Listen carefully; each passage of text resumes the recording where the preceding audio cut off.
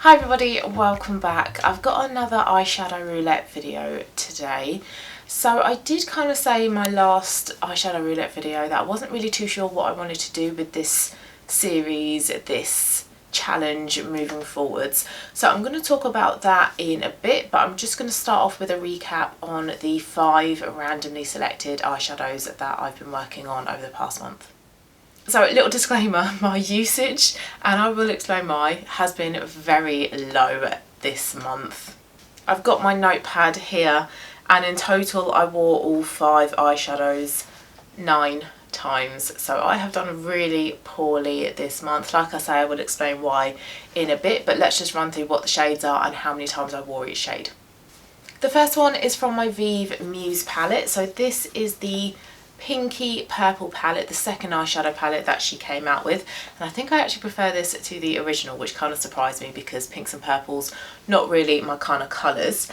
But the colour I've been working on is called Regal, and it's this one here. So it's a shimmery purple, looks lovely on green eyes, and the shimmers in this palette are a lot easier to work with compared to the shimmers in her previous palette, her Essentials palette.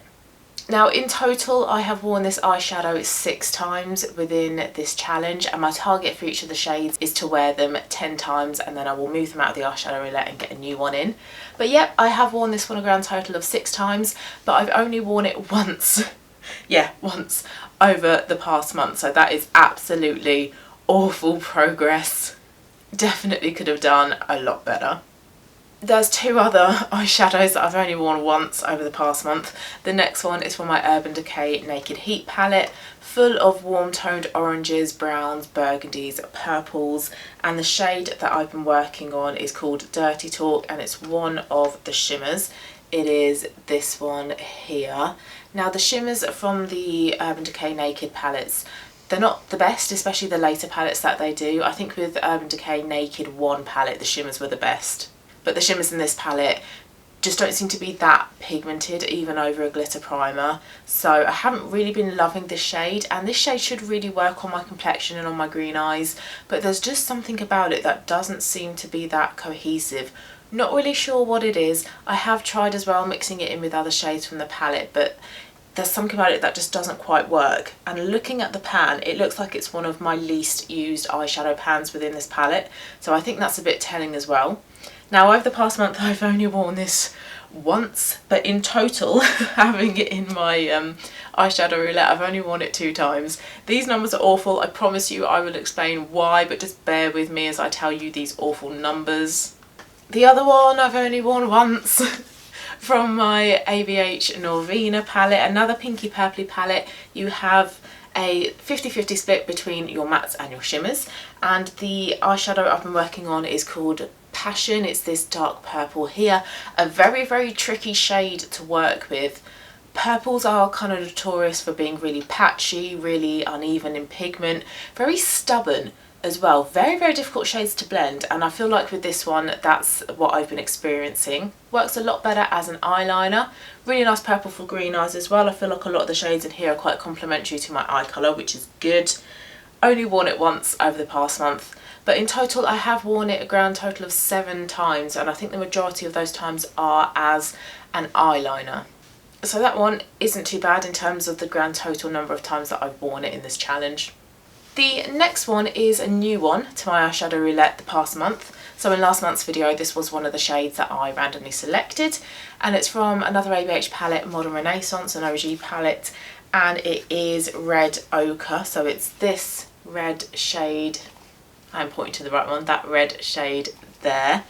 And this is a lot easier to work with compared to Passion from Norvina, but it's still a bit of a tricky shade to wear. Because it's red, it's quite difficult to know how to combine it to make an overall total eyeshadow look. I wore it 3 times, so a lot better than the other shades I've been talking about, but still not great, I appreciate. I really like this Modern Renaissance palette. I was originally thinking, wow, there's a lot of reds and a lot of pinks in here, but you can create some really nice neutral eyes as well. Really quite a versatile palette. The colours are lovely. You get a lot of fallout with this though, so just be careful.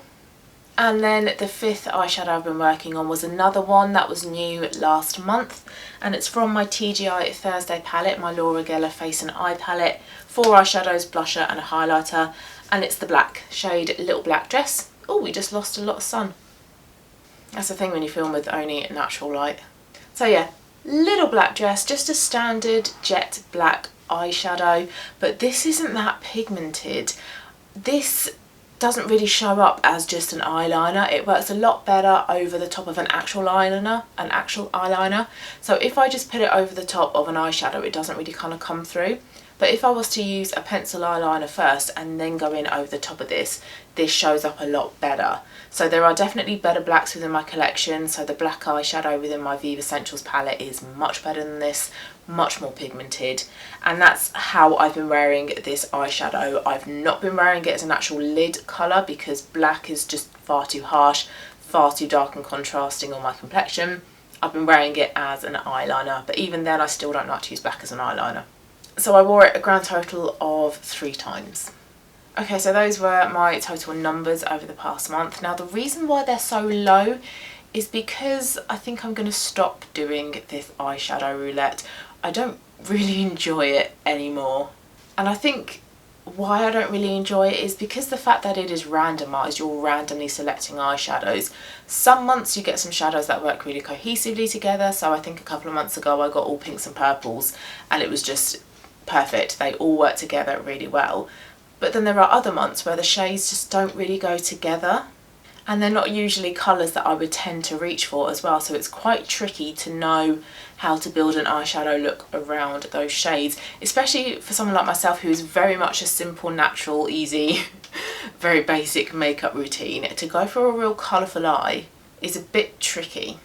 And with some of these eyeshadows that I've been working on this time round, they're also quite dark, and I don't like to wear a lot of dark shadows on my eyes. I very much like a lighter eyeshadow. So because they're colours that I don't really tend to reach for, I don't really know how to wear them, I just haven't wanted to reach for them. And I think after filming last month's video, I think I had mentally checked out of doing this challenge. So I just didn't reach for them, and there were days as well where I thought, oh yeah, I should probably use them. And then I went to do my makeup and I just didn't want to. And there were times as well that I actually kind of forgot that I had this little eyeshadow roulette challenge going on as well.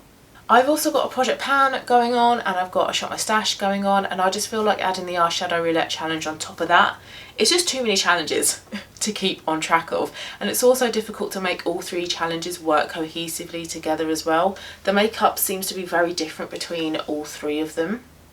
So I did say in my previous video that maybe I might combine it with the shot my stash, and that is what I have actually decided to do moving forwards. I'm going to stick with my project pan and I'm going to stick with my shot my stash, but when I do my shot my stash, I'm going to include some eyeshadows within that challenge. And I feel like that will be a lot easier as well, especially as we're moving into the months where I find it a lot easier to wear seasonal makeup. So for example, in October, I wear a lot of oranges. I wear that Urban Decay Naked Heat palette a lot. In November, I go a little bit more purple, a little bit darker, a bit more kind of sultry.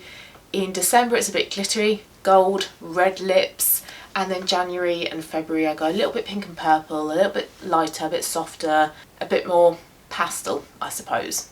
So I think that's going to be a lot easier for me to keep on top of things, to just get rid of that eyeshadow roulette and then intentionally choose some eyeshadows to be working on as part of the shot my stash. Now, shot my stash I think is the next video that's going up after this one, so that is what I'm going to do when it comes around to me filming it. I'm going to choose a full face of makeup products to be working on, so both lips, complexion and some eyes. So in previous shot my stashes I've completely avoided picking eye makeup because of the eyeshadow roulette, whereas this time, because I'm combining the 2, I can choose from all of my makeup collection. So that is my very poorly executed eyeshadow roulette update for the month. That is the reason why my numbers are so low. So I'm going to take a break from this eyeshadow roulette. I might come back to it at some point next year, I might not, who knows. But for now, I'm just going to stick with the project pan and shot my stash. So thanks very much for watching, and keep your eyes peeled for the shot my stash one that should be coming next. Thanks guys, bye.